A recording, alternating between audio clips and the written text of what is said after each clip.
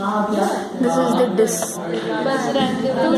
distal extremity of third metacarpal of ox. This is the intercondylar cleft which divides it into two areas, this and this. Each area is divided into two condyles by a sagittal ridge. The axial condyle. ये मुझे अभी करनी है ना, अभी दे देना फिर. The axial condyle is smaller and the abaxial condyle is larger. The axial condyle is smaller and abaxial is quite larger. Now these condyle articulates with the first phalanx. In ox, 4 digits are present in a limb. Of these, third and fourth are fully developed and functional, and the second and fifth are rudimentary and represented by dew claws. Now, this is the first phalanx of ox. It is a long bone which is placed cranio-ventrally like this and obliquely. It has a shaft and two extremities. Proximal extremity is larger than the distal extremity. Shaft has 4 surfaces. The dorsal surface, this is the dorsal surface, this is the volar surface which is concave and depressed, and it bears 2 tubercles. This and this, these are the 2 tubercles. This one and this one and this one, these are the buttress tuberosities.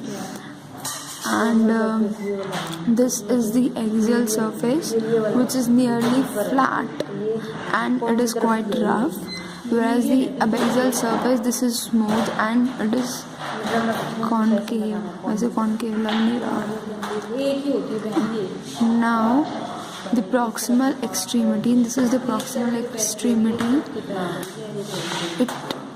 It has a concave articular areas which are separated by a groove, dorsopalmar groove. This is the abaxial articular area.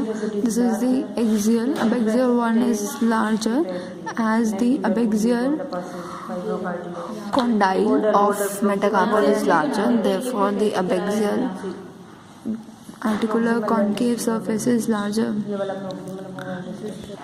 This is how the metacarpal and the first phalanx articulate with each other. The abaxial condyle of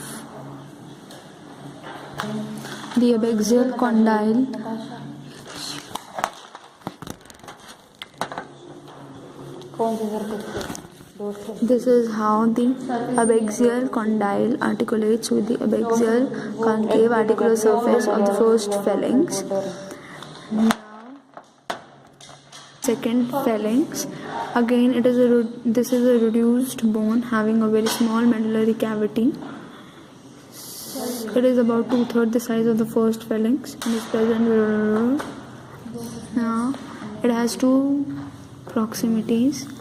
This is the proximal extremity and this is the distal extremity.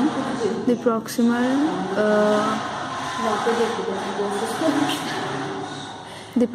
extremity. Before that, this is the first phalanx. This is the distal extremity. It has 2 condyles which are separated by a dorsopalmar groove. The abaxial one is larger than the axial one. Now this is the second phalanx. This is the proximal extremity of the second phalanx.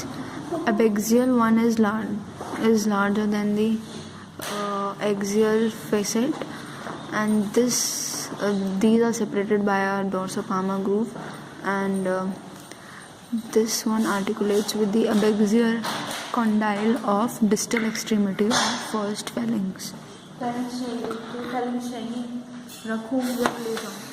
रख दे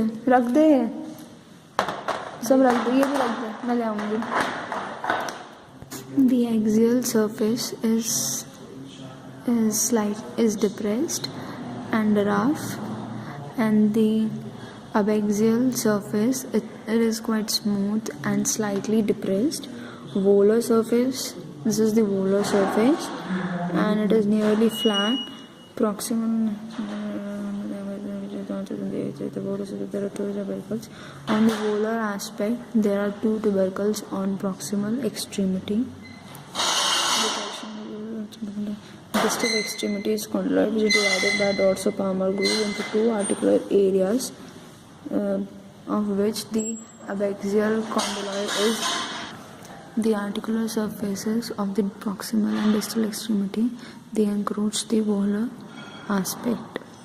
Now comes third phalanx. It has 6 surfaces, 4 surfaces and 6 borders. This is the, it is how it is placed. This is the abaxial surface, which is convex. This is the axial surface, which is concave. This is the articular surface, and which articulates with the second phalanx by coffin joint. And this is the solar surface. On the axial surface, there is a groove which bears several foramina, out of which the foramen which is present at the apex is the largest,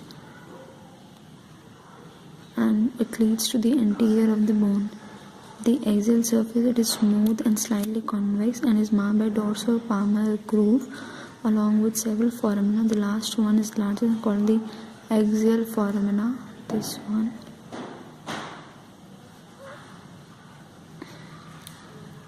This is the solar surface, the ground surface, which is nearly flat and it is slightly concave in the apex.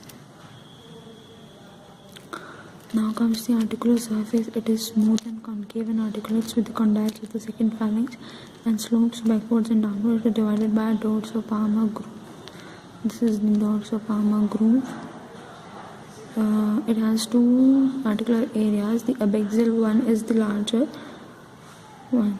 Now it has 6 borders. This is the dorsal border, and proximally it bears a process which is known as extensor process, this is the extensor process now, and it gives attachment to the tendons of common digital extensor. This is ventrolateral border. This is dorsolateral border. This is dorsomedial border. This is ventromedial border, and this is caudal border. It bears yeah